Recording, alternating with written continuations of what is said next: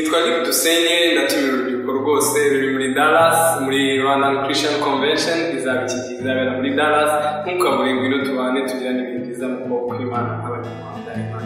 Nitwa Kalisa nanjye nzaba mari nimuzabone.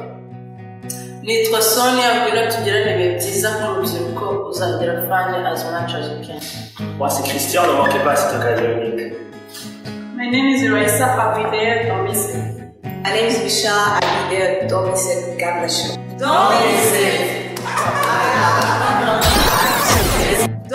Domise.